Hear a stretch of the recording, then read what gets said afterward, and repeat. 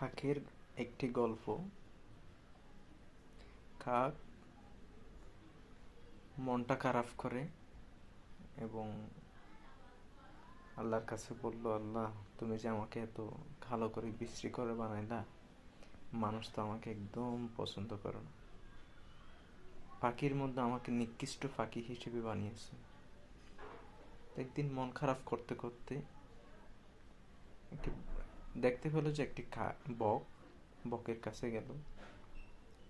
বকের কাছে গিয়ে কাক বলল, মহান আল্লাহ তোমাকে কত সুন্দর করে বানিয়েছে, তুমি কত সুন্দর দবদবে সাদা।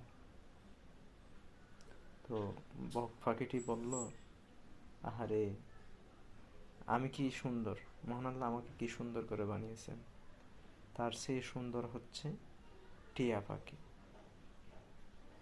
এখন বকের কাছ থেকে টিয়া পাখির কাছে গেল।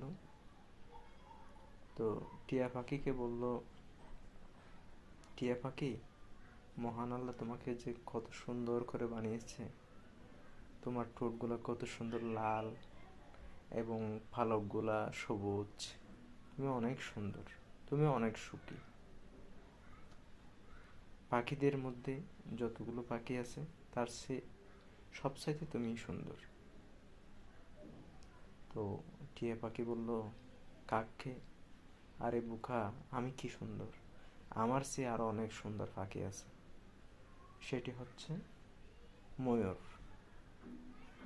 তখন কাক পাখিটি উড়ে আবার ময়ূরের কাছে গেল এবং ময়ূরকে বলতে লাগলো, ময়ূর, আপনি অনেক সুন্দর, আপনার মতো সুন্দর কোনো পাখিই হয় না।